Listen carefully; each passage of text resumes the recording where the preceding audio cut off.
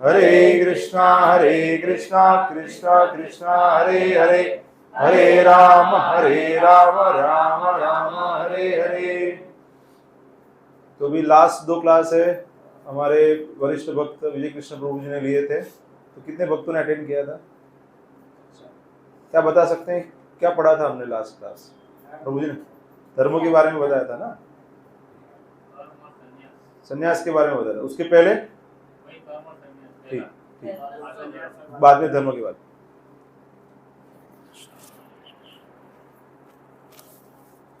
तो अभी हमारा जो पहले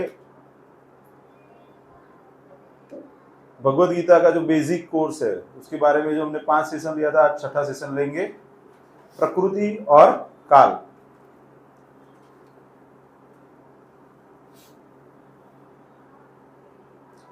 तो जो भौतिक जगत है या भौतिक प्रकृति है,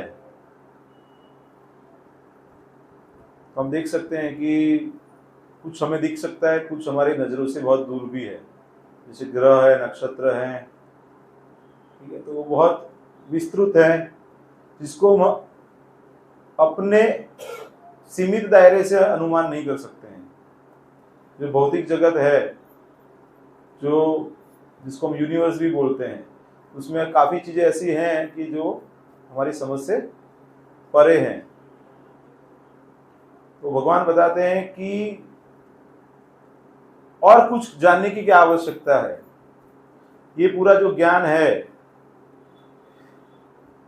उसको ऐसे समझ सकते हो कि मेरे तेज के एक अंश से ही सब कुछ कंट्रोल में है या उसके ऊपर आधारित है। मतलब भगवान का जैसे समझ सकते हैं कि भगवान के शरीर में से हर एक सांस में अनेक ब्रह्मांड आ रहे हैं और जा रहे हैं। तो मतलब वो कोई मतलब भगवान ऐसे बताने का प्रयास कर रहे हैं कि मेरे लिए बहुत छोटी बात है, ऐसे भगवान बताने का प्रयास कर रहे हैं। जैसे ऐसे बता दें, ये तो चुटकी में हो जाएगा।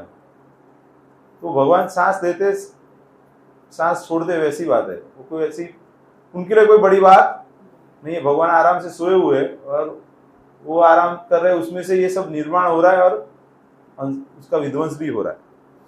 जो भौतिक जगत है, ऐसे बता दें, यस्य प्रभा प्रभवतो जगदंड कोटि कोटि स्वशेष वसुधादि विभूति भिन्नम तद ब्रह्म निष्कमलम अनंत शेष भूतम गोविंदम आदि पुरुषम तमहम भजामि। तो बताते हैं कि मैं भगवान गोविंद को सेवा करता हूँ, पूजा करता हूँ, प्रार्थना करता हूँ, जो आदि भगवान है, जिनके तेज से ही ये सब हो रहा है। ऐसा हमको लग रहा है कई बार, लेकिन जो तेज है वो क्या है, जो भ्रमण है उसमें से आ रहा है। जो तेज है वो क्या, भ्रमण है, वो तेज में से आ रहा है। और अल्टीमेटली बताते हैं कि ये जो भौतिक जगत है वो हमको कई बार समझ में नहीं आता है, अमाप है, अनंत है, जिसका कोई लिमिट नहीं है, सत्य है। ऐसे अलग अलग स्वरूप से उसको समझने का प्रयास करते हैं। लेकिन वो किसमें से आ रहा है? गोविंदम आदि पुरुषम तमहम भजामि। तो वो आदि पुरुष गोविंद है, जिसमें से ये सब कुछ आ रहा है। ब्रह्म संहिता में ये बताते हैं। इसको हम समझने का प्रयास करेंगे कि जैसे भगवान का जो धाम है वैकुंठ है, वह मतलब नहीं, कुंठ मतलब जहाँ पे कोई तकलीफ नहीं। तो कौन सी तकलीफ नहीं है? जहाँ पे जन्म नहीं है, जहाँ पे मृत्यु नहीं है, जहाँ पे कोई रोग नहीं होता है, जहाँ पे कोई बूढ़ा नहीं होता है, तो उसको क्या बोलते हैं? वैकुंठ बोलते हैं। लेकिन अगर भौतिक जगत में देखेंगे तो आपको समझ में आएगा कि ये समस्याएं हैं। क्या समस्या है? जन्म मृत्यु जरा व्याधि दुख दोषानु दर्शनम। 4 प्रकार के दुख हमें यहाँ पे देखने को मिलते हैं, हम पहले देख चुके हैं। जैसे देख सकते हैं कि भूज में 26 जनवरी 2001 में बहुत बड़ा भूकंप आया था और काफी विनाश हो गया था वहां पे। उस समय पे तत्कालीन जो मुख्यमंत्री थे केशुभाई पटेल थे गुजरात में। आज से 23 साल पहले की बात है। और अटल बिहारी वाजपेयी प्रधानमंत्री थे, तो वो आए थे और मीटिंग किया कि अभी उसका पुनर्निर्माण करना पड़ेगा। तो क्या बनाना पड़ेगा? घर बनाने पड़ेंगे, मार्केट बनाने पड़ेंगे, स्कूल्स बनाने पड़ेंगे, अस्पताल बनाने पड़ेंगे, post office, bus station, temples, और साथ साथ में जो लोग गलत कार्य करेंगे उसके लिए क्या बनाना पड़ेगा? जेल भी बनाना पड़ेगा। तो वैसे ही जैसे कोई भी सिटी बनता है तो उसमें क्या छोटी सी जगह रखनी पड़ती है, जो अपराधी लोग हैं उनके लिए थोड़ी जगह रखनी पड़ती है। तो जेल में भी हम देखेंगे कि अलग अलग प्रकार की जेल्स रहती हैं। कुछ जेल में ऐसा रहता है काल कोठरी रहती है, कुछ जेल में कुछ उनसे काम भी करवाते हैं। जो जेल है वो सुधार केंद्र है, जेल तकलीफ देने के लिए नहीं दिया गया है। जेल का मतलब क्या है कि वहां पे जाता है बंदा, जो उसकी मानसिकता है, गलत मानसिकता की वजह से जो उसने अपराध किया है, वो मानसिकता को बदला जाता है, उसको प्रशिक्षण दिया जाता है, उसको एक समय दिया जाता है। उसको परेशान करने के लिए जेल नहीं रखा गया है। देखेंगे तो हम सभी भी अपराधी हैं, इसलिए हमें कहाँ डाल दिया गया है? भौतिक जगत में डाल दिया गया है। जैसे कोई भी सिटी है तो उसके अंदर जेल रहता है, वैसे ही जो पूरा जो जगत है उसके अंदर आध्यात्मिक जगत है और भौतिक जगत है। भौतिक जगत को बताया जाता है कि 1/4 है, 1/4 है, और आध्यात्मिक जगत है 3/4 है, 3/4 है। तो जेल तो छोटा ही रहेगा ना। तो भौतिक जगत है, आगे आ जाइए सब। अभी हम ऐसे स्टोरी सुना हुआ है ना आदम और ईव का, कि वो समय पे पहले सिर्फ आदम और ईव थे, ऐसे कहानी सुनी हुई है। उसके बाद कोई तो सांप आता है और उनको बोलता है कि ये आप एप्पल खा लो। फिर उनको पता चलता है कि अरे हम तो स्त्री पुरुष अलग अलग हैं, हमने वस्त्र नहीं पहने हुए हैं। और फिर वो क्या है, ईडन गार्डन जो, वहां से वो गिर जाते हैं, ऐसा स्टोरी आता है। भगवान क्या बताते हैं लेकिन आप समझिए, भगवद गीता में भगवान बताते हैं कि हे भारत, हे अर्जुन, जो जीवात्माएं हैं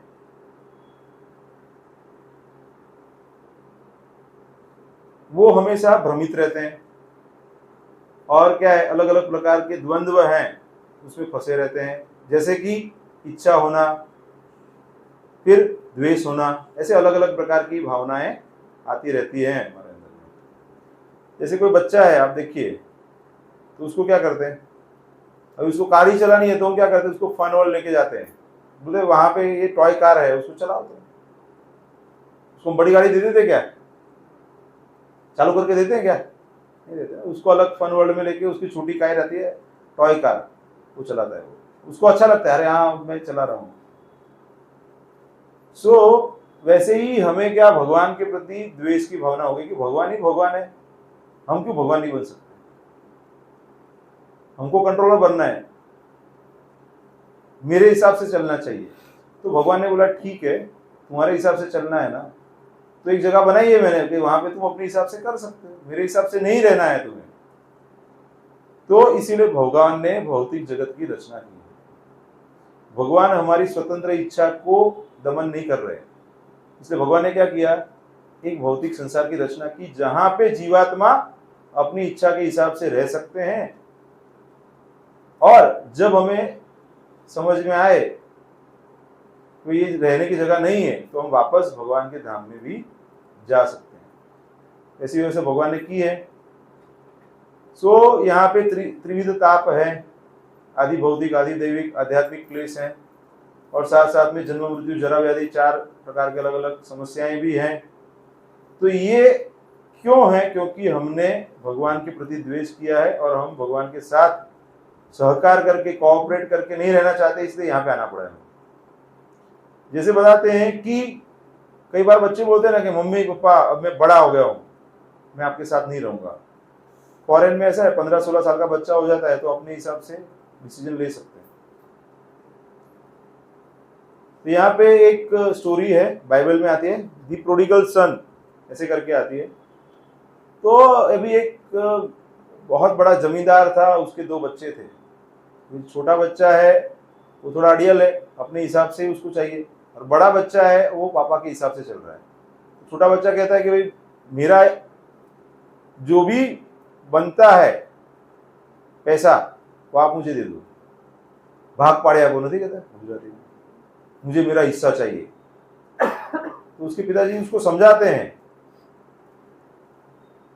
लेकिन वो नहीं समझता है। तो फिर क्या करते हैं, उसको पैसे दे देते हैं।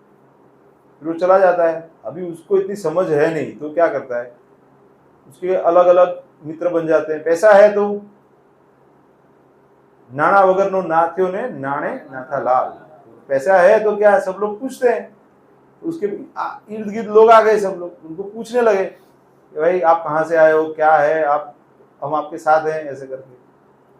फिर वो जुआ खेलता है, शराब पीता है, अलग अलग गलत काम में पैसे लगा देता है, और फिर क्या हो जाता है, सब गंवा देता है वो पैसा। अभी पैसे गंवा दिए तो फिर क्या है, अभी कुछ तो काम करना पड़ेगा ना। कपड़े भी बदल गए, अब देखो कपड़े भी पुराने वाले आ गए उसके, और कहीं पे उसको जॉब मिलता है तो सुअर रहते हैं, उनको ध्यान रखना है उनका। और खाने को भी क्या मिलता है, जो सुअर खाते हैं वही सब चीजें मिलती है उसको, मतलब अच्छी क्वालिटी के फूड भी नहीं मिलता है। तब वो सोचता है कि मेरे पिताजी के वहां पे तो जो कामदार है उसको भी खाना तो अच्छा मिलता है ना, चलो एटलीस्ट वहां पे जाके मैं काम कर लूंगा। अभी पिताजी मुझे पुत्र के रूप में तो स्वीकार नहीं करेंगे, लेकिन एटलीस्ट वहां पे मैं ऐसे नौकर भी काम करूंगा तो इससे तो बेहतर है। ऐसा सोच के फिर वो वापस चला जाता है। जब दूर से उसके पिता देखते हैं और बहुत प्रसन्न हो जाते हैं, अरे मेरा खोया हुआ पुत्र वापस आ गया। वो बहुत प्रसन्न हो जाते हैं, गले से लगा लेते हैं उसको नए वस्त्र, जूते, सब नया ड्रेस दे देते हैं उसको, उसके लिए खाने की चीजें पकाते हैं। तो इससे हम समझ सकते हैं कि जैसे पिता अपने पुत्र के लिए हमेशा सोचता रहता है कि मेरा पुत्र कब वापस आ जाएगा, भले ही अभी गलत जगह पे चला गया है, लेकिन वो हर रोज सोचता है कि अरे एक दिन आएगा मेरा पुत्र वापस आ जाएगा। तो वैसे ही हमारे जो भगवान परम पिता हैं वो भी हमारा वेट कर रहे हैं, हमारे लिए राह देख रहे हैं कि कब सुलामाला करेगा, कब सेवा करेगा, कब वापस आएगा। तो हमको जितना जल्दी उससे ज्यादा जल्दी उनको है। जेल का भी आप देखेंगे तो अलग अलग प्रकार की जेल रहती है ना। सी क्लास जेल मतलब वहीं पे सब कुछ व्यवस्था है। सी क्लास में क्या है, ऐसे कम जगह में ज्यादा लोगों को रखा जाता है, फ्रीडम भी नहीं है वहां पे। बी क्लास जेल तो वहां पे थोड़ी बेहतर व्यवस्था है, थोड़ा सा खुली जगह है, थोड़ा सा उनको घूमने फिरने की भी व्यवस्था है। अभी आप बोलेंगे तो बड़े लोगों के लिए जो जेल रहता है, मतलब एक जगह पे है उनको, लेकिन व्यवस्था सारी रहती है उनके लिए। कई बार क्या लोगों को नजर कैद किया जाता है या उनको एक ही जगह पे कस्टडी में रखा जाता है, हाउस अरेस्ट ऐसे, तो उनको सारी व्यवस्था रहती है, लेकिन उनको क्या है, वहां से बाहर नहीं निकल सकते। वैसे ही हम देखेंगे कि सी क्लास जेल मतलब जो नर्क है वो सी क्लास जेल जैसा है। अभी जैसे बड़े बड़े जो सिटीज हैं वो बी क्लास जेल है, जहाँ पे तकलीफ है लेकिन नर्क से कम है। नर्क जैसा ही है लेकिन नर्क से कम है। नर्क नहीं बोल सकते उनको, नर्क जैसा ऐसे बोलते हैं। और अभी जैसे स्वर्ग में चले गए तो ए क्लास जेल है। अल्टीमेटली देखेंगे तो जो कम बुद्धिमान लोग हैं वो वेदों में जो वर्णित चीजें हैं उससे प्रभावित हो जाते हैं और क्या करते हैं, वो स्वर्ग प्राप्ति और ऐसे विषयों के बारे में ज्यादा सोचते हैं। अच्छा जन्म मिले, ताकत मिले, ऐसे सब चीजों के बारे में, और भव्य जीवन कैसे जिया जाए। तो अभी ए क्लास जेल मिला उसको भी क्या है, जन्म मृत्यु जरा व्याधि तो आने वाला है, क्योंकि स्वर्ग में भी जो जाएगा उसको वहां पे एक अवधि तक वहां पे रह सकते हैं, उसके बाद पुण्य खत्म हो जाता है तो मृत्यु लोक में वापस आना पड़ता है उनको। तो हम एक एक करके देखने का प्रयास करते हैं। अभी जो जेल में है तो ऐसा समझते हैं ना, उसको क्या मिलता है, पोशाक मिलता है ना, ऐसा अलग से उसका रहता है ना, यूनिफॉर्म मिलता है उसको। ऐसे ही भौतिक जगत में हम आ जाते हैं तो क्या अलग अलग यूनिफॉर्म मिलते हैं हमको, हमारे कर्म और इच्छा के हिसाब से हमें अलग अलग देह प्राप्त होता है। अभी देखेंगे तो वही इनको जंजीरें भी प्राप्त होती है ना, वो बांध के भी रखते, कुछ कुछ कैदियों को बांध के रखना पड़ता है। तो हमारे लिए अलग अलग चेन है, जैसे तमो, रजो और सतोगुण, ऐसे अलग अलग गुण हैं, वो रस्सी की तरह है, वो हमें बंधन में रखते हैं। तो भौतिक प्रकृति है उसमें 3 गुण है, सत्वगुण, रजोगुण और तमोगुण। तो जैसे ये जीवात्मा भौतिक प्रकृति के संसर्ग में आता है तो बताया जाता है कि वो ये तीनों गुणों से बद्ध जाता है। तो जो सात्विक पर्सन है, तो भगवान बताते हैं 14वें अध्याय में प्रकृति के जो 3 गुण है उसके बारे में बताते हैं भगवान। जो सत्व गुण में है वो बाकी लोगों से बेहतर है, रजो तमो गुण से सत्व गुण बेहतर है, वो प्रकाश देने वाला है और हमें पापमय प्रवृत्ति से मुक्त कर देता है वो। और जिसके ऊपर ये गुण का प्रभाव है या ये गुण में जो रहता है, स्थित है, वो क्या रहता है, प्रसन्न रहता है और उसके पास ज्ञान रहता है। तो सत्व गुण में रहेगा, उसके पास क्या रहेगा, प्रसन्नता रहेगी और ज्ञान रहेगी और उसके भाव से वो बंध जाता है। उसका भी बंधन तो है लेकिन वो क्या है, थोड़ा सा बंधन नहीं ऐसा लगता है हमको। ज्यादातर जो फिलोसोफर्स हैं, वैज्ञानिक है, वैसे लोग सत्वगुण में ज्यादातर लेखक हैं, वो सब हो सकते हैं। ऐसे सब रहते हैं ऐसा जरूरी नहीं, लेकिन वैसे कुछ कुछ लोग उसमें रहते हैं। जो राजसिक है, मोड ऑफ पैशन जिसको बोलते हैं, तो वो लोग कैसे रहते हैं कि उनको बहुत असीम इच्छाएं हैं, बहुत अनलिमिटेड इच्छा है, ये कर लूं वो कर लूं, सब कुछ मैं ही कर लूं। और जो भौतिक कर्म है, सकाम कर्म, उसमें बंधा रहता है वो, मतलब भागता रहता है।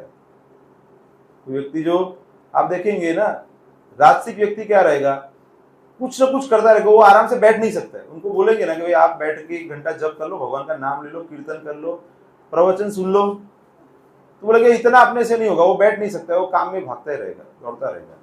आपके आसपास में ज्यादातर लोग ऐसे ही रहेंगे, क्योंकि मनुष्य में ज्यादातर रजोगुण प्रधान रहता है। तमोगुण, अभी आजकल तो तमोगुण का भी प्रभाव बढ़ गया है। तमोगुण में बताते हैं कि वो अंधकार है। तमोगुण का सिनोनिम मतलब समानार्थी शब्द क्या है, अंधकार। तम मतलब अंधेरा। और क्या है, आगे बताते हैं कि पागलपन हो जाता है और व्यक्ति सोता रहता है। ज्यादातर क्या रहता है, जिसको ज्यादा नींद पसंद है, सूर्यवंशी बोलते हैं ना हम लोग, सूर्य के उदित होने के बाद जो उदित होते हैं वो क्या बोलते हैं उनको, तमोगुणी। सत्वगुणी व्यक्ति है तो सुबह में ब्रह्म मुहूर्त में उठ जाते हैं, भगवान की सेवा करते हैं, जप करते हैं। और रजोगुणी क्या है, उठते भी हैं तो भी भागने के लिए उठते हैं, भगवान के लिए या वो सब चीजों के लिए नहीं उठते। लेकिन जो तमोगुणी है वो रात के समय पे ज्यादा एक्टिव रहते हैं। भूत पिशाच जो बोलते हैं ना, तमोगुण में रहता है। तो ऐसे ही जो कुछ मनुष्य हैं उनके अंदर भी वैसे ही रहता है। तो जो सतोगुणी व्यक्ति है वो कैसा रहता है कि वो ज्ञान को प्राप्त करने के लिए प्रयास करता है, वह पुण्यात्मा रहता है, प्रसन्न रहता है, अपना जो कर्तव्य है उसको अच्छे से करता है, संतुष्ट रहता है, अन्य लोगों को मदद करता है, सही क्या है गलत क्या है उसको समझने का प्रयास करता है, अच्छा करो अच्छा बनो, ये सब उसके थिंकिंग प्रोसेस है। समय क्या है, मॉर्निंग। ऐसे बताते हैं कि सुबह ब्रह्म मुहूर्त से लेकर 10 बजे तक का जो समय है उसमें सत्वगुण प्रधान रहता है। ऐसे लोगों को संगीत कौन सा पसंद है, सॉफ्ट क्लासिकल भजन, ये सब चीजें उनको ज्यादा पसंद है। जो रजोगुणी व्यक्ति है, असीम इच्छाएं हैं, वो शांत बैठ नहीं सकता है, बहुत ज्यादा काम करता है, मैं ये कर लूंगा, मैं प्राप्त कर सकता हूं, क्यों नहीं हो सकता है, ऐसे बोलेंगे। ईर्ष्या है, क्योंकि ईर्ष्या है तो ही तो और किसी से आगे बढ़ेगा ना, वो संतुष्ट रहेगा तो आगे थोड़ी बढ़ेगा। बहुत आकांक्षाएं हैं, स्वार्थी है, इंद्र तृप्ति के लिए प्रयास करता है, और शॉर्ट टर्म बेनिफिट्स, नजदीक के भविष्य में कुछ फायदा मिल जाए, लॉन्ग टर्म नहीं देखता है कि भाई ये मनुष्य जन्म में क्या करे तो लॉन्ग टर्म अच्छा रहेगा, शॉर्ट टर्म देखता है। उनका समय है दिन, पूरा दिन वो काम करते रहते हैं। तो आप देखेंगे ना, ऑफिस टाइमिंग क्या रहता है, 10 से 6, ज्यादातर ऑफिस का टाइमिंग क्या रहता है, रजोगुण का प्रभाव रहता है, इसलिए लोगों को लिए काम के लिए कौन सा समय है? 10 से 6। अभी 8 घंटे ऐड कर दो उसके अंदर, 6 से 2, वो कौन सा समय है? तमोगुण का समय है, ठीक है। तो उस समय में तमोगुण प्रधान रहता है। जैसे अंधेरा हो जाता है उसके बाद तमोगुण बढ़ता है। तो पहले के जमाने में क्या करते थे लोग? 6 बजे खाना खा लेते थे, 8 बजे सो जाते। कितने बजे सो जाते थे पता है? देखा है गांव में, छोटे रहेंगे तब देखा रहेगा, गांव में लाइट ही नहीं रहती थी, सोलर के हिसाब से चलते थे। सुबह 4 बजे अपने आप उठ जाते थे। 8 बजे जो बंदा सो जाएगा ना, वो 3-4 बजे अपने आप उठ जाएगा, तो सत्वगुण में अपने आप उठ जाएगा। तो जो गांव का जीवन था वो सत्वगुणी जीवन था। सिटी का लाइफ है वो रजोगुणी और तमोगुणी का प्रभाव ज्यादा है यहाँ पे। तो तामसिक व्यक्ति कैसा है? आलसी है। अभी आप देखेंगे जो भी व्यक्ति आलसी है उसमें क्या तमोगुण का प्रधानता है, जो भाग रहा है उसमें रजोगुण का प्रधानता है। अभी आलसी है तो उसको पता नहीं है क्या करना है, तो गलत कार्य करता है, पाप कर सकता है वो। साथ साथ में क्या है? नशा करते हैं वो लोग, ज्यादा सोते हैं। उनको क्या है? सही है उसको गलत मानते हैं और गलत है उसको सही मानते हैं। अभी हमारे कुछ पेशेंट है ना, वो नशा करते हैं, हम उनको बताते हैं कि ये गलत है, तो बोले कि जो साहब जो नहीं करता ने ये मरे छे, तो કરીને मरवानुं एम, आटला वर्षों तो कशुं थयुं नहीं ने एम। तो मतलब वो हमको अलग से अपना उपदेश देते हैं, मतलब गलत वाली चीजें सिखाते हैं लोगों को। उनका समय रात्रि का है, उनको म्यूजिक में कोई इंटरेस्ट नहीं रहता है, तो पी के सो जाते हैं, उनका अलग म्यूजिक बजता है, ठीक है। तो देखेंगे सात्विक म्यूजिक, क्लासिकल म्यूजिक रहता है, भजन करते हैं। राजसिक तो आप देखते हैं रॉक बैंड और वो सब चलता रहता है। आहार भी देखेंगे तो 3 प्रकार का रहता है, देख सकते हैं, तीनों अलग अलग प्रकार का है। राइट साइड में ऊपर जो दिखाया हुआ है सात्विक है, वेजिटेबल्स, फ्रूट्स, वो सब सात्विक फूड है। ये जो नीचे बताया हुआ है और लेफ्ट साइड में बताया, तो ऐसे ऐसे राजसिक और तामसिक फूड बताए हुए हैं।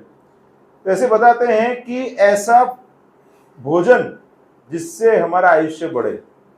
आयु सत्व बल आरोग्यम सुख प्रीति विवर्धना। तो क्या है? आरोग्य बढ़े, आयुष्य बढ़े, सत्वगुण बढ़े, बल बढ़े, सुख बढ़े। तो ये सब चीजों को जो बढ़ाने वाला जो भोजन है वो सात्विक भोजन है। और वो कैसा है? जूसी मतलब रस वाला, फैटी मतलब दूध से बनी हुई चीजें जो रहती है वो वाला, एनिमल फैट की बात नहीं है यहाँ पे। होलसम मतलब उसमें सब कुछ चीजें आ जाए और हमको आनंद प्रदान करे, वैसा खाना सात्विक खाना है। बताते राजसिक खाना कैसा है? बहुत गर्म, कुछ लोग अरे गर्म, अजू थोड़ा गर्म आवा दो, अजू थोड़ा तीखू, थोड़ा और मिर्ची डालो और मसाला डालो और थोड़ा और नमक डालो और खट्टा बनाओ, या फिर कम खट्टा और भैया और थोड़ा चटनी डालो। तो ये क्या है? ये किसका टेस्ट रहता है? हरे कृष्णा, किसका टेस्ट रहता है? ये राजसिक लोगों का। तो ज्यादातर हम लोग ऐसा ही खाना खाते हैं। ये पहले वाला क्या था? Healthy, wholesome, pure, juicy, fatty, तो वो क्या था? सात्विक फूड था। दूसरा राजसिक कैसे? गरम गरम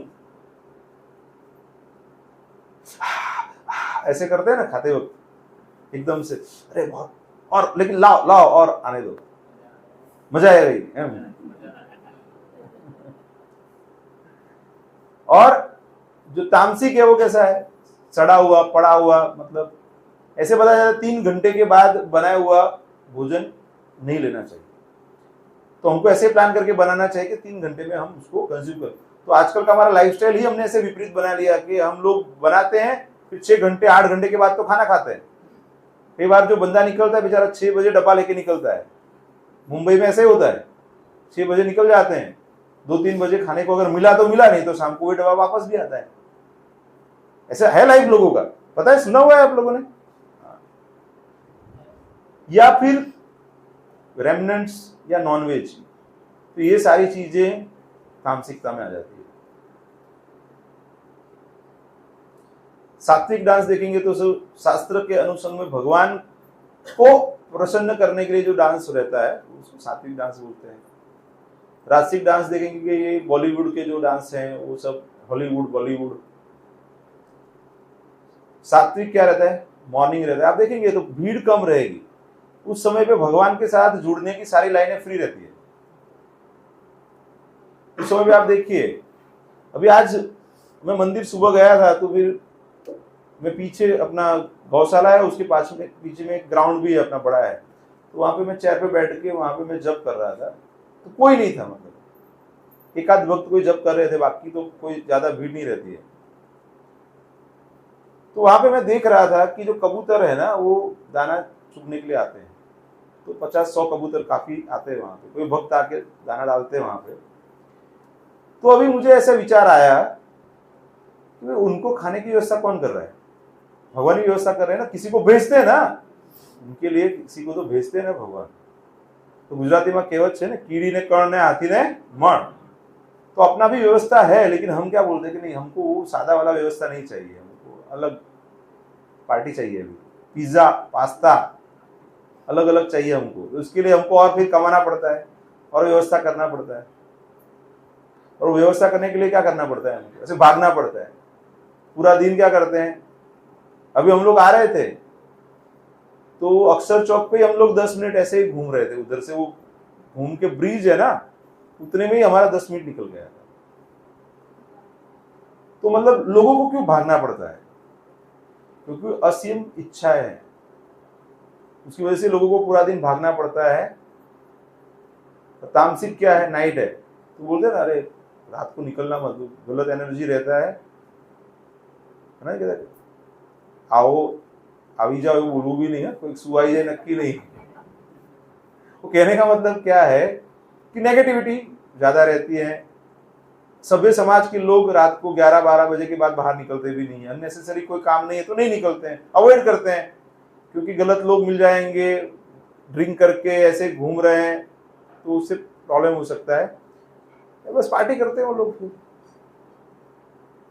आप देखेंगे सात्विक फैमिली रहेगा तो क्या, पूरा फैमिली रहेगा, दादा दादी बच्चे उनके बच्चे साथ में रहेंगे, पूरा उत्सव सब ट्रेडिशनल के हिसाब से सब उनका पूरा चलेगा। साथ में रहेंगे तो क्या करेंगे, भजन कीर्तन भी करेंगे वो लोग, भगवान का भक्ति भी करेंगे। राजसिक फैमिली रहेगा तो क्या होगा, अभी पति पत्नी अपने अपने काम में बिजी है, ये बच्चा देख रहा है कि मेरी मम्मी कहाँ बात कर रही है, मेरे से तो बात भी नहीं कर रही है, तो ऐसी स्थिति हो जाती है। और तामसिक कपल है तो बच्चे रहते ही नहीं है ना, वो लोग अपना बस अपनी मस्ती में रहते हैं।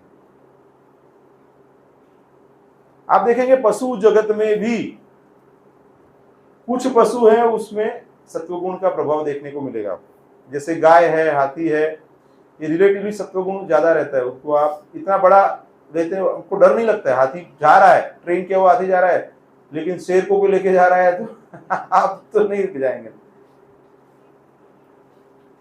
और सुअर है या पोलर बेयर है तो वो क्या सोते रहते हैं, पड़े रहते हैं, गंदगी में भी रहेंगे तो उनको कुछ फर्क नहीं गिरता है। तो वैसे ही हम देख सकते हैं कि जो तीनों लोक हैं वहां पे भी उच्च लोक है, वहां पे थोड़ा सत्वगुण का प्रभाव ज्यादा रहता है, मध्य में रजोगुण का प्रभाव ज्यादा रहता है, नीचे तमोगुण का प्रभाव ज्यादा रहता है। अभी 3 भाई हैं, रावण राजसिक थे, राम के पास सीता मेरे पास होनी चाहिए, अपहरण कर लिया माता जी का, जटायु को परेशान किया, जटायु भले जटायु को पता था कि मैं उनका विरोध करूंगा लेकिन मैं तो मरने वाला हूं, फिर भी वो फाइट किया उन्होंने कि फ्यूचर में जब बोला जाए कि माता सीता का अपहरण करके जा रहे थे तो तुमने क्या किया, तो बोले कि मैंने प्रयास तो किया, तो हमारे हाथ में क्या है, प्रयास है। दूसरे भाई थे तामसिक थे, सोते रहते थे, इंद्रासन के बदले निद्रासन मिल गया था उनको। और तीसरे भाई थे वो सत्वगुणी थे, जो भगवान राम के आश्रय में चले गए। तो जब हम सत्वगुण में आगे बढ़ेंगे तभी तो हम भगवान का आश्रय प्राप्त कर पाएंगे। ऐसा है कि प्रकृति के जो 3 गुण हैं हमारे सब के ऊपर प्रभाव करते हैं। जैसे हम भक्तों के संग में रहते हैं तो थोड़ा समय सत्वगुण और शुद्ध सत्वगुण का प्रभाव ज्यादा रहता है, लेकिन जैसे हम बाहर निकलते तो रजोगुण और तमोगुण का प्रभाव हमारे ऊपर बढ़ जाता है, क्योंकि संग ऐसा मिलता है ना, जैसा संग वैसा रंग। यहाँ पे देख सकते हैं ना कि मूल 3 कलर है ना, लेकिन उसका कॉम्बिनेशन से अनेक कलर बनते हैं कि नहीं। तो ये प्रकृति हो गया। तो ऐसे बताते हैं कि भगवान बताते हैं कि मैं ही काल हूं। भगवान कैसे हैं? भगवान बताते हैं कि मैं ही काल हूं। जो भगवान को भगवान के रूप में मानता है उनके लिए भगवान भगवान है, नहीं तो भगवान काल के रूप में तो आते ही है। जब अंत समय आ जाता है तो भगवान काल के रूप में दर्शन देते हैं। और ये सभी जो जगत है उसको भगवान ही विध्वंस कर लेते हैं। भगवान का जो गुणावतार है ब्रह्मा विष्णु महेश जो बताते हैं, वो अलग अलग कार्य उसी हिसाब से करते हैं। और भगवान बताते हैं कि विश्व रूप में बताते हैं कि मैंने सभी को खत्म करने के लिए आया हूं। प्रैक्टिकली मैंने ऑलरेडी कर लिया। भगवान बताते तुम निमित्त बनो। दोनों साइड का सबको सोल्जर्स है, सबको मैंने मार दिया है। अभी समय भी देखेंगे हम तो अलग अलग समय, कैसे मौर्य एम्पायर था, मुगल एम्पायर था, अलेक्जेंडर एम्पायर, रोमन एम्पायर, अलग अलग समय में अलग अलग एम्पायर्स हुए। तो मौर्य एम्पायर है, उसमें उस समय पे कौन था? राजा अशोक थे। मुगल में अकबर थे, अलेक्जेंडर थे, ऑगस्टस। तो ऐसे अलग अलग समय में अलग अलग लोग आए। समय बदलता है, लोग बदलते हैं, कल्चर बदलता है। ऐसे हम प्रैक्टिकली देखा है ना। आज से 50 साल पहले अलग कल्चर था, अभी समय में अलग कल्चर है। बोला है समय बदला है। तो जैसे हम देख सकते हैं कि ये बहुत बड़ा पेड़ है, लेकिन सबसे पहले क्या होता है? एक छोटी सी गुठली में से तो आम का पेड़ आता है। तो पहले उसका जन्म होता है, फिर थोड़ा बड़ा होता है, फिर फल फूल देता है, फिर धीरे धीरे उसका अंतिम समय नजदीक आता है, जैसे वृद्धावस्था आती है। और बाद में फिर कुछ पेड़ ऐसे खड़े रहते हैं लेकिन उसमें कुछ आता नहीं है, मतलब वो निर्जीव हो जाते हैं। उसे अलग अलग 6 अवस्थाओं में से वो पसार। तो यहाँ पे आज हमने 2 टॉपिक लिए, एक प्रकृति और दूसरा काल। अभी हम आज का जो दूसरा टॉपिक है वो है थियरी ऑफ कर्म। तो अपने पास 20 मिनट है, थोड़ा सा क्विकली ले लेंगे तो कंप्लीट हो जाएगा अपना। छोटा टॉपिक है ये, बहुत बड़ा नहीं है। तो ये थियरी ऑफ कर्म जो है, कर्म का जो विज्ञान है उसको हमें समझने का प्रयास करना पड़ेगा। जैसे बताते हैं ना कि भाई बबूल का पेड़ आपने बोया है तो आम थोड़ी मिलेगा, जैसा बोओगे वैसा मिलेगा। सही है कि नहीं?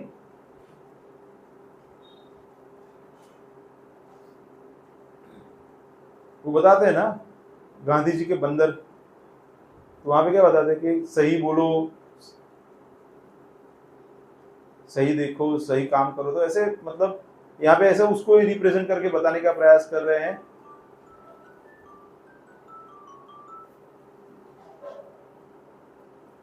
जैसे न्यूटन का लॉ है ना, every action is equal and opposite reaction, वैसे ही हम जो कर्म करते हैं उसका रिएक्शन हमारे ऊपर आज नहीं तो कल आएगा।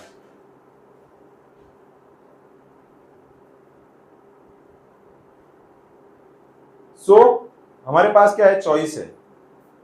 क्या चॉइस है? कौन सा कार्य करना है। जैसे समझिए कि कुछ बच्चे थे तो उनके ऊपर एक्सपेरिमेंट हुआ। जब छोटे थे तो उनको चॉकलेट दिया गया, उनको बोला कि जब आपको बोला जाए तब आपको चॉकलेट लेना है। तो 10 बच्चे थे पकड़ के, तो उसमें से कुछ बच्चे 2 मिनट वेट किया फिर ले लिया, कुछ ने 4 मिनट वेट किया, किसी ने 10 मिनट वेट के चॉकलेट लिया। फिर उन्होंने स्टडी किया, बड़े होते गए। तो जो लोग अपना इच्छाओं को रोक सके थे वो आगे लाइफ में बढ़े और आगे गए। जो इच्छाओं को नहीं रोक सकते थे वो आगे नहीं जा पाए, क्योंकि इंद्रिय संयम तो करना पड़ेगा उनको।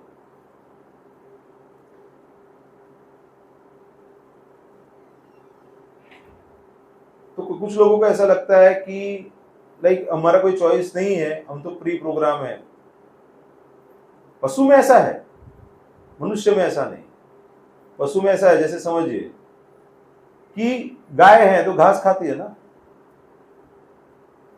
वो गाय जो हम घास खाते क्या, हमारा खाना गाय वो हम देते तब खाते, लेकिन वो अलग से तो घास ही खाते हैं ना।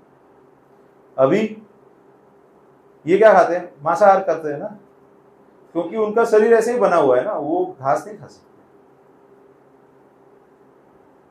कुछ ऐसे हैं कि अरे जो मिल गया वो खा लेते हैं, बच्चा कुचा कहीं से मिल गया वो खा लेते हैं। अभी आप देखिए कि ये ट्रैफिक सिग्नल पे ये पिक्चर दिखता है ना कई बार, गायें और कुत्ते और ये सब मिलता है उनको, लेकिन उनको कोई ऐसे कोई रूल्स है क्या, उनको फाइन होता है क्या, नहीं होता है ना। सो ट्रैफिक रूल्स और पार्किंग रूल्स वो हमारे लिए हैं, इनके लिए नहीं है, वो नो पार्किंग में भी खड़े रह सकते हैं।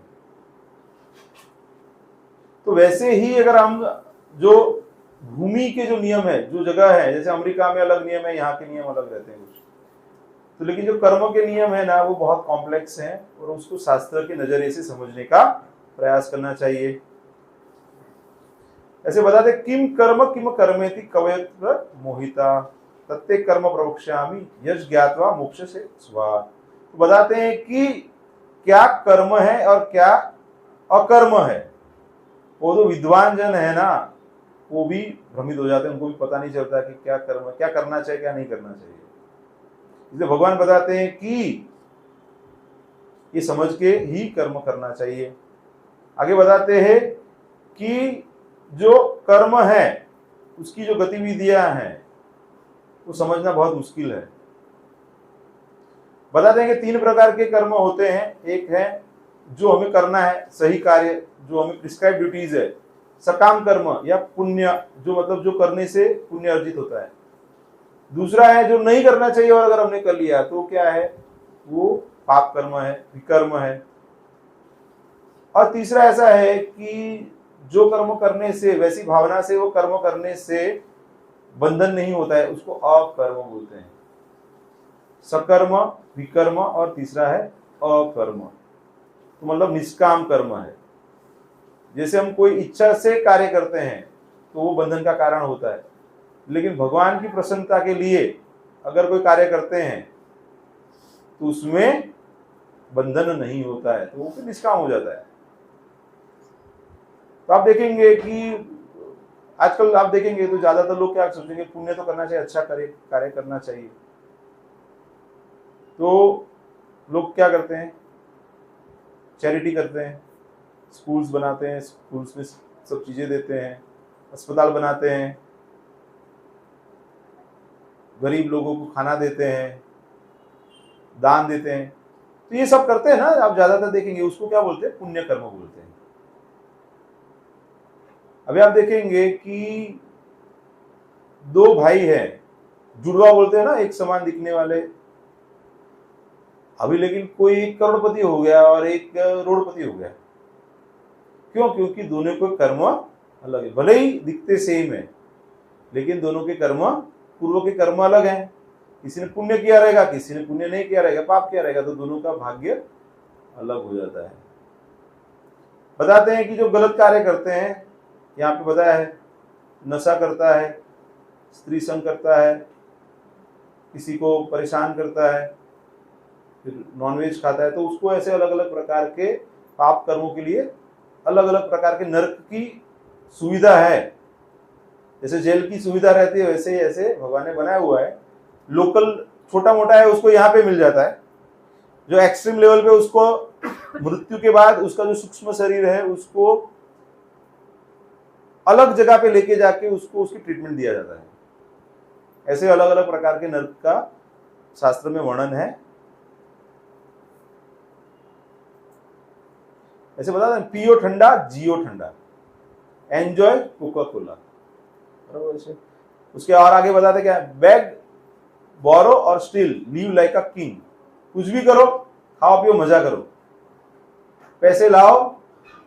अभी यही कल्चर चल रहा है ना, अभी तक का ज्यादा कल्चर क्या चल रहा है। अभी हर रोज मुझे 4-5 फोन आते हैं, सर आपके कार के ऊपर हमको एक 5 लाख का लोन, प्री अप्रूव्ड लोन है, आप डॉक्टर हैं तो आपको हॉस्पिटल चालू करना है तो 1 करोड़ तक का, 2 करोड़ तक का लोन हम आपको ये रेट से दे देंगे।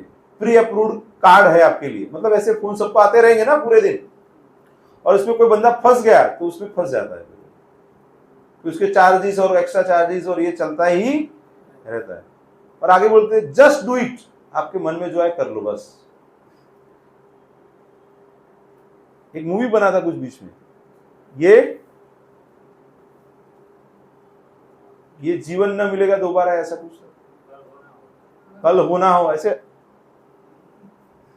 आप समझ सकते हैं ना, कल हो ना हो, आज जी लो, आज कर लो जो करना है। तो जो शास्त्र के विरुद्ध में है उसको पाप कर्म बोलते हैं। यावत जीवेत सुखम जीवेत ऋणम कृत्वा घृतम पिबेत, जब तक जियो सुख से जियो, पैसे बाहर से लाके घी पियो, भस्मीभूत से देह से पुनरागमन कुतः, अरे ये देह तो जलने वाला है, बाद में क्या पता, अभी देव કરીને पैसा લઈ આવ્યા આપણે તો મરી ગયે, ક્યાં પાછા પાછા અત્યારે ખાઈ પીને મજા કરો એમ। The concept of salvation, rebirth, etc. are rather baseless and unproven। ऐसे तो जो नास्तिक लोग रहते हैं वैसा भाष्य बताते हैं, दूसरा जन्म कहाँ होने वाला है, खाओ पियो मजा करो, पाप पुण्य की कोई चिंता मत करो। तो प्रभुपाद जी को एक बार कोई तो इंटरव्यूअर ने पूछा, क्या आप हरे कृष्ण करते रहते हो, हरे कृष्ण वाले सब, आपने पूरा जिंदगी कर लिया हरे कृष्ण, और बाद में पता चला कि हरे कृष्ण नहीं है, तो क्या होगा आपका। तो प्रभुपाद ने थोड़ा पॉज दिया, फिर प्रभुपाद ने बताया, अच्छा ठीक है, अभी हम तो डांस करते हैं, खाते हैं, मजा ही करते हैं ना, भगवान का नाम लेते हैं, आनंद करते हैं, लेकिन अगर रहेगा तो आपका क्या होगा। आप तो नहीं कर रहे हो ना अभी, आप तो अपने हिसाब से जी रहे हो, कर्म रहेगा, कर्म के नियम रहेंगे, पाप पुण्य रहेगा, और आप फॉलो नहीं कर रहे हो, और ये रहेगा तो आपका क्या होगा। तो फिर उसके पास कोई आंसर नहीं था। तो ये जैसे मृत्यु का समय आता है तो यमदूत आते हैं, कितने यमदूत आते हैं, 3 आते हैं। क्यों आते हैं, मन वचन और कर्म से जो पाप कर्म किए उसके लिए 3 आते हैं अलग अलग। भगवान का नाम लेते, नारायण का नाम लेते, नारायण में कितने अक्षर हैं, 4 हैं, तो 4 विष्णु दूत आ जाते हैं। तो इसलिए बताते हैं ना, अंत काले नारायण स्मृति, भगवान का स्मरण हो उसके लिए प्रयास करना चाहिए। और अंत समय में कब होगा, जब पूरे जीवन में क्या रहेगा तो करेगा ना।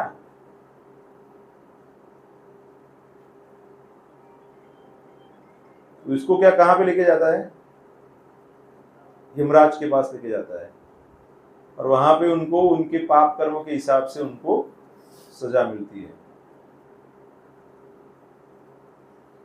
जो पाप कर्म है, जैसे नशा करते हैं तो उससे स्वच्छता है, शौच है, उसका नाश हो जाता है। गलत संबंध बनाते हैं तो उससे तपस्या है, वो नष्ट हो जाती है। फिर धोखाधड़ी करते, गैम्बलिंग, तो उससे क्या होता है, सत्य, उसका नाश हो जाता है। और नॉनवेज खाते हैं, पशु की हत्या करते हैं, तो उससे दया का भाव चला जाता है। इसलिए धर्म के ये जो 4 पिलर हैं उसको बचा के रखने के लिए हमें ये 4 चीजों से दूर रहना चाहिए, ऐसा प्रभुपाद जी ने हमें बताया हुआ है। इसीलिए हमें क्या है, जो गलत कार्य है उससे दूर रहना चाहिए। श्रीमद् भागवतम में भी ये सब चीजें बताई हुई है। सूत गोस्वामी बताते हैं कि महाराज परीक्षित जब कली को मारने के लिए तैयार थे, तभी कली उनकी शरण में चला जाता है। तो फिर उनको बोला ठीक है, आप 4 जगह पे रह सकते हो। कौन सी 4 जगह बताई, जहां पे लोग जुआ खेलते हैं, जहां पे लोग नशा करते हैं, जहां पे वेश्यावृत्ति होती है, और जहां पे पशुओं की हत्या होती है, कसाईगर, ये 4 जगह पे आप रुक सकते हो। तो कलयुग का वहां पे प्रभाव है। और आप देखेंगे एक चीज जहां पे आएगी तो बाकी की 3 आ जाएगी वहां पे, ज्यादातर आप देखेंगे। तो नशा करेंगे ना, वो जुआ भी खेलते हैं, फिर परस्त्रीगमन भी करते हैं, फिर नॉनवेज भी खाते हैं, मतलब ये एक साथ ये जुड़े हुए हैं एक दूसरे के साथ। लेकिन कलयुग बोला, उस समय पे तो कोई ऐसा करता ही नहीं था, 5000 साल पहले की बात है ना। तो बोले ठीक है, मैं एक और ऑप्शन दे देता हूं। तुम वैसी लक्ष्मी जहां पे है जो भगवान की सेवा में नहीं है वहां पे रह सकते हो। तो इसलिए कलयुग का प्रभाव बढ़ गया है। अभी ज्यादातर हम देखेंगे तो ज्यादातर लोगों के पास धन है तो भगवान की सेवा में नहीं लगाते हैं, अपनी खुद की सेवा में लगवाने का प्रयास करते हैं। लक्ष्मी क्या है? नारायण की है या हमारी है? लक्ष्मी जी किनके हैं? तो वो नारायण की सेवा में लगने चाहिए और हम हमारी सेवा में लगा रहे हैं, तो इसीलिए हमारे ऊपर कलयुग का प्रभाव बढ़ रहा है। तो क्या बताते हैं कि जो सोना, जहां पे सोना मतलब करेंसी उस समय पे सोना ही थी, अभी भी सोना ही है। आपके पास सोना नहीं है तो आप नोट नहीं छाप सकते। अगर नोट छाप दिया तो डिवैल्यूएशन हो जाएगा आपका जितना सोना रहेगा उसके हिसाब से ही आप नोट छाप सकते हैं। बताते हैं कि हमें जीवन में अगर आगे जाना है तो ये 4 चीजों से बचा रहना चाहिए। आगे बताते हैं कि 84 लाख योनियां हैं जहां पे हमको अलग अलग शरीर प्राप्त हो सकते हैं। बताते हैं जलजा नवलक्षाणी, तो एक्वेटिक्स पानी में रहने वाले जीवात्मा कितने हैं? अलग अलग प्रकार के 9 लाख प्रकार के। फिर स्थावरा प्लांट्स कितने हैं? 20 लाख प्रकार के। इंसेक्ट्स रेप्टाइल्स जो जीव जंतु हैं रेंगने वाले 11 लाख प्रकार के। पक्षी कितने प्रकार के हैं? 10 लाख प्रकार के। और 4 मतलब हाथ और पैर ऐसे पकड़ के 4 पैर से जो चलने वाले हैं वैसे कितने हैं? 30 लाख है। और मनुष्य 4 लाख प्रकार के। मतलब चेतना के हिसाब से अलग अलग प्रकार से विभाजन किया हुआ है। कुछ मनुष्य ऐसे लगेंगे पशुवत जीवन जी रहे हैं और कुछ बहुत उच्च जीवन जी रहे होंगे, तो ऐसे अलग अलग श्रेणी में गिनेंगे गुणों के हिसाब से, तो 4 लाख प्रकार के मनुष्य हैं। इस श्लोक में बताया हुआ है वही सेम चीज। तो यमराज क्या करते हैं? जो पूर्व कर्म है और इच्छा है उसके हिसाब से उसका बैलेंस करके उसको आगे का जीवन देते हैं। जैसे अभी कोई व्यक्ति है उसको कपड़े पहनना अच्छा नहीं लगता, तो भगवान बोले अच्छा पेड़ बन जाओ, कपड़े पहनने की जरूरत ही नहीं, खड़े रहना है आराम से। अभी कोई बोल रहा है कि मुझे घर का खाना पसंद नहीं, मुझे नॉनवेज चाहिए, तो भगवान बोले शेर बन जाओ, तुमको वही खाना है। फिर वो मुझे जागना अच्छा नहीं लगता सुबह में, तो पोलर बेयर बन जाओ, 6 महीना सोने का है अच्छे से। और कोई बोल रहा है कि मुझे कुछ भी खाना है, तो बोले सुअर बन जाओ, कुछ भी खा सकते हो। आप देखेंगे इंद्र को एक बार श्राप मिला था, तो सुअर बन गए थे, फिर उनका अवधि खत्म हो गया, तो बोले अरे राजा आप वापस आ जाओ। तो बोला यहाँ पे इतना मजा है, इतने मेरी इतनी पत्नियां हैं, इतने बच्चे हैं, खाने में क्या मजा आ रहा है। आप समझिए, क्योंकि भगवान ने हर एक जीवात्मा को उस शरीर में आनंद दिया हुआ है। हमको कई बार लगता है अरे इसमें क्या आनंद रहेगा, लेकिन भगवान ने उसको उसमें आनंद दिया हुआ है। तो उस इंद्र भी वहां से वापस आने में ना बोल रहे थे, कह रहे मैं वापस, ठीक है उनको हिलाना पड़ा रहे, नहीं आप वापस आ रहे हो।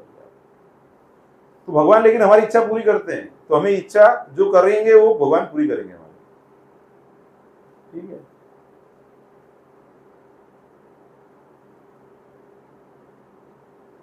तो हमें लगता है कि भी ये फिर हम ऐसा हमारे साथ क्यों हो रहा है, गलत क्यों हो रहा है।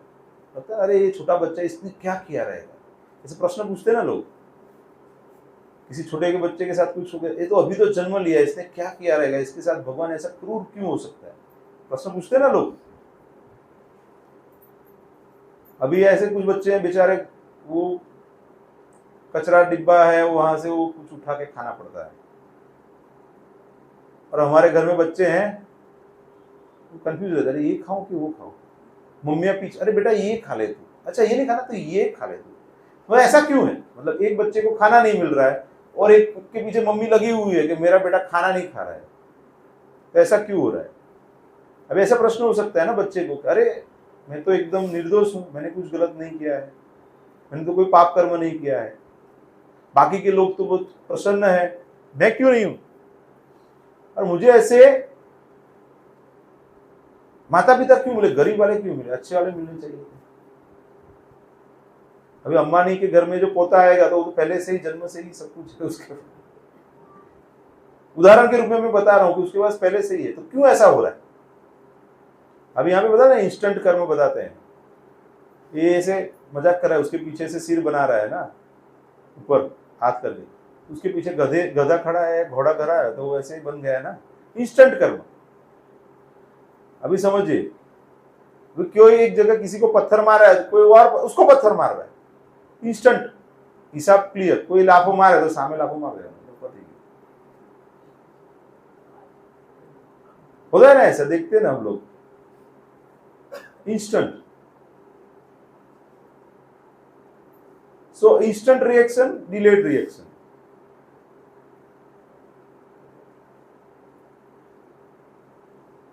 लोगों जो ना फास्ट फूड नहीं खाता है आजकल, यही चल रहा है ना, इंस्टेंट। अगर डिलेड रिएक्शन, तो स्मोकिंग करेंगे तुरंत इफेक्ट नहीं होगा, 2 साल 5 साल 10 साल 20 साल जाएगा, तंबाकू सिगरेट चांदू पड़ से कैंसर, स्क्वेमस सेल कार्सिनोमा, देखते कि नहीं। दूसरा देखते हैं हम, इंस्टेंट रिएक्शन, डिलेड रिएक्शन। तो अभी आप समझिए कि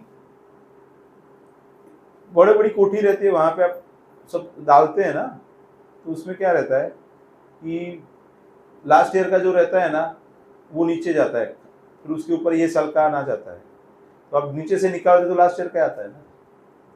तो अभी हम जो भोग रहे हैं लास्ट ईयर का भोग रहे हैं, मतलब लास्ट जन्म का भोग रहे हैं। अभी जो इकट्ठा करेंगे वो नेक्स्ट टाइम में मिलेगा हमको। तो समझाने का प्रयास वही है कि उसका डिलेड रिएक्शन आएगा, समय लगेगा।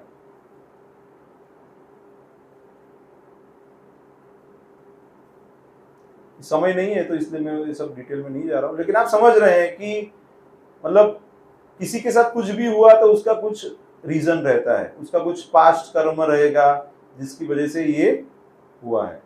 जैसे कोई बच्चा है तो समझिए उसको पता नहीं कि ये गर्म है, लेकिन उसको तो गर्म तो लगेगा ही ना, छोड़ देगा लेकिन गर्म तो लगेगा ना, पकड़ेगा तो रिएक्शन तो आएगा उसको। अभी बच्चा है तो हम रखते हैं ना, उसको दूर रखते हैं वायर्स और वो सब ब्लॉक कर देते हैं कई बार, उसको पता नहीं, लेकिन टच करेगा तो इलेक्ट्रिसिटी तो झटका देगी। जैसे नहीं बोल सकते ना कि अभी तो मैं छोटा बच्चा हूं, अभी मुझे तो करंट नहीं लगना चाहिए ना, मेरी क्या गलती है। इसलिए बताते हैं कि अकर्म करना चाहिए तो हमें कर्म का बंधन नहीं रहेगा। सो बताते हैं कि पाप और पुण्य दोनों जंजीर की तरह है, दोनों ही बद्ध करते हैं आपको। और अकर्म का मतलब क्या है, doing nothing, no, doing nothing ऐसा नहीं, कुछ नहीं करेंगे वो अकर्म नहीं है। ऐसे बताते हैं कि हमें अपने गुणों के हिसाब से कुछ ना कुछ तो करना ही पड़ेगा, लेकिन हमारे गुणों के हिसाब से जो भी हम कर रहे हैं वो भगवान की प्रसन्नता के लिए करेंगे, कुछ प्राप्त करने के लिए नहीं करेंगे। जैसे बहुत सिंपल समझाता हूं मैं आपको कि जैसे अभी भगवान के लिए भोग अर्पण होता है ना, भगवान की प्रसन्नता के लिए, लेकिन बाद में प्रसाद हमको प्राप्त होता है कि नहीं, भूखे रहते क्या हम लोग। तो आप मेहनत करेंगे, पैसा मिलेगा, लेकिन वो पैसा आप भगवान की प्रसन्नता के लिए प्राप्त किया है तो आप गलत जगह पे यूज नहीं करोगे, तो विकर्म भी नहीं होगा, सकर्म भी नहीं होगा, अकर्म हो जाएगा, क्योंकि वो सही जगह पे लग रहा है। इसलिए काम तो करना पड़ेगा। भगवान बताते ना, यदि आचरति एवे देवेतर्जना सत प्रमाणम कुरुते लोकस्तदनुवर्तते। अगर आप कार्य नहीं करोगे तो आपके जो संरक्षण में बाकी लोग हैं वो भी बंद कर देंगे, तो कार्य तो करना ही पड़ेगा आपको। सो भगवान के लिए जो कर्म करते हैं उससे कोई रिएक्शन नहीं होता है, क्योंकि आप समझिए कोई कैशियर है, वो क्या करता है, बैंक के लिए काउंट करता है ना, और बैंक के बिहाफ पे किसी को देता है या पैसा लेता है ना, तो उसके अकाउंट पे कुछ आता है क्या, नहीं आता है ना। वैसे ही हनुमान जी है, भगवान राम के लिए लंका को जला दिया था ना, तो सब लोग उनका क्या बोलते हैं कि प्रेज कर रहे हैं उनको कि अरे बहुत अच्छा कार्य किया, लेकिन वो कर्म का बंधन नहीं आया। क्यों, भगवान की प्रसन्नता के लिए किया उन्होंने अपने लिए नहीं किया था।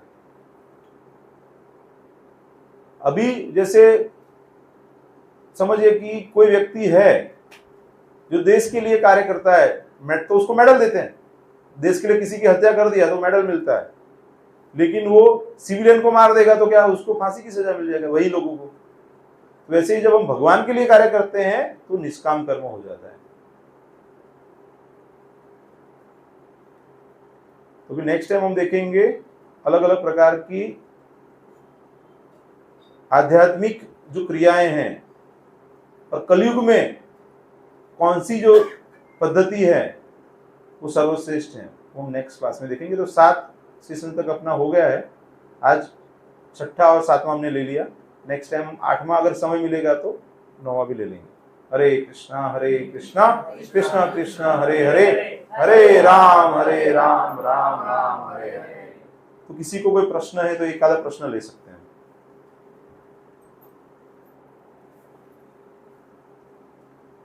क्लियर है? अभी क्या करना है? पुण्य करना है, पाप करना है, क्या करना है? अकर्म करना है। हाँ, अभी ये नया शब्द मिला है हमको। अकर्म का मतलब क्या है? भगवान की प्रसन्नता के लिए अगर कोई भी कार्य करेंगे तो वो बंधन का कारण नहीं बनता। हरे कृष्णा। तो वो कोई अनाउंसमेंट है?